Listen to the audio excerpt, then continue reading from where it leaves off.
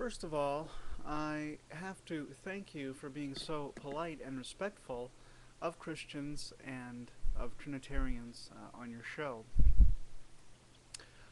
Uh, and I'll try to respond in like manner. All I intend to do in the following comments is to clear up certain misunderstandings I perceived in your critique of Trinitarianism.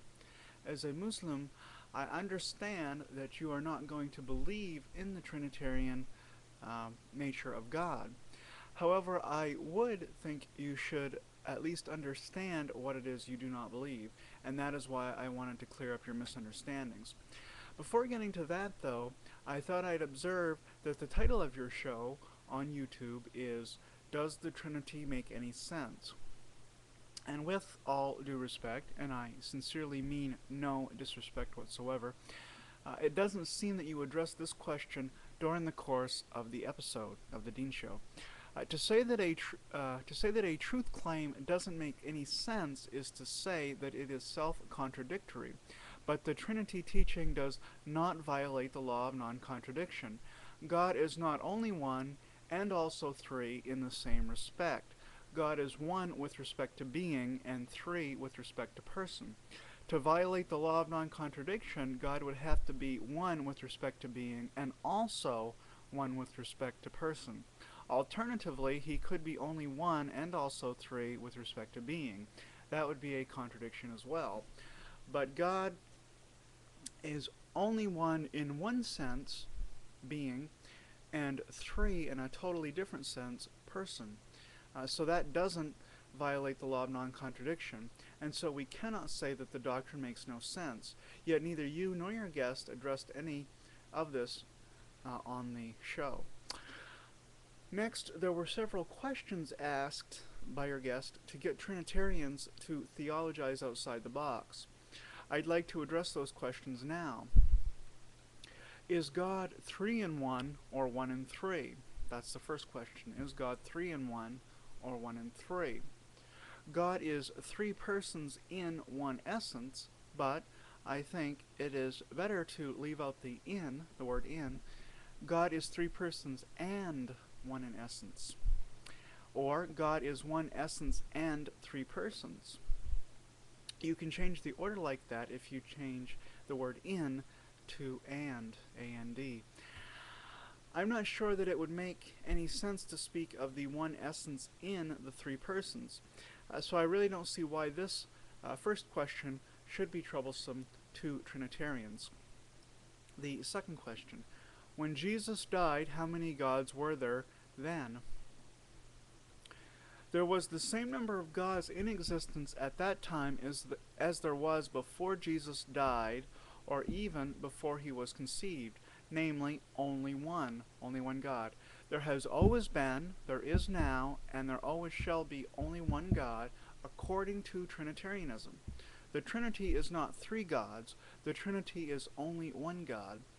As I said before, the triune God is one with respect to essence or substance or being. So there's only one God, according to Trinitarians. Next question, why would God reveal something nobody can understand that is necessary for salvation? Well, I would simply answer by saying that everybody can understand the Trinity. God is one being who is three persons. That is totally clear. Now, it may be hard to understand how this could be by comparison of the Trinity to other analogous beings, for there are no other triune beings. God is unique in that way. But if God has clearly said he is triune in his revelation in the Old and New Testament, and he has, then we can understand it. We don't want to call God a liar, certainly. But we wouldn't expect God to be totally comprehensible in every way. God is so big or transcendent that we should be surprised if we could totally comprehend every aspect of him. A lot of stress was placed on the fact that while God is transcendent, the Trinitarian belief is, according to Christians, necessary. It's necessary that we believe that God is triune. That's necessary. That's necessary for our salvation. A lot was made of that fact on the Deen Show. As I've already said, though, God has made Trinitarianism abundantly clear in the Bible. Moreover, I think there are doctrines connected to salvation that are impossible to understand in Islam, that nobody understands in Islam. This is a factual observation, not an unrespectful attack. One example of these, such an incomprehensible thing, would be that Allah is said to be very loving. He's the merciful and compassionate one. He is also eternal, but this, it seems to me, is a contradiction. I mean, love requires another person to receive the love. I can't love all alone. I have to have somebody else to receive my love. In eternity past, I think Allah was alone. Prior to create. He was the only person in existence prior to creation. Was he still loving when he was alone? The Trinity makes sense out of God's essential eternal love. So the Trinity is a solution, not a problem. Finally, there were a few points made that I wish to address. The first point, Jesus never claimed to be God in the New Testament as we have it today. Well, this claim is simply false. Jesus did claim to be God in the New Testament. For example, when doubting Thomas worshipped the resurrected Jesus, he, that is Thomas, explicitly called Jesus, Lord and God. And Jesus praised him for this. He said that Thomas is blessed because he believes, having seen. Well, what does he believe? He believes that Jesus is Lord and God. And there are many other examples I could give where Jesus claims divinity, but in the interest of time, I'll move on to the next point. It is not acceptable that the Bible would only hint at the Trinity. That's the second point. Well, are we to deny what the Bible clearly and inescapably teaches because it is only taught by necessary implication? It's not explicit, but it's implicit. Of course not. The Bible is unambiguous that there is one and only one God. It also speaks of three distinct persons, each of which are clearly divine. The Father is God, the Son is God, the Holy Spirit is God.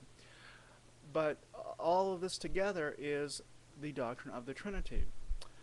It's not the doctrine of the Trinity as expressed later in the creeds of the church, but it is the doctrine of the Trinity taught in the Bible. If we don't reject the teachings of the Bible, then we simply have to accept the doctrine of the Trinity. The Bible as a whole clearly teaches monotheism, finally. That is true, and that is why Trinitarians believe in the existence of only one God. Trinitarians only follow one God. Trinitarians only worship one God.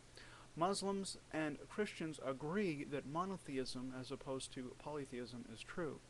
Again, the doctrine of the Trinity is not that there are three gods. Tritheism is heresy and blasphemy. We as Christians, as Trinitarians, we do not add God to God, or gods to God, in the language of the Qur'an. Tritheism is heresy and blasphemy, as I said, and we're not tritheists, we Trinitarians. We believe in only one God. Furthermore, that one God is three persons. God is one what and three whos. God is one what, W-H-A-T, and three whos, W-H-O. Thank you, and again, I sincerely mean no offense in any of this, personally or towards Islam. I just wanted to merely clear up some misrepresentations that I saw on the show, some misunderstandings of what the doctrine of the Trinity is. Thank you, shalom, and have a great day. Bye now.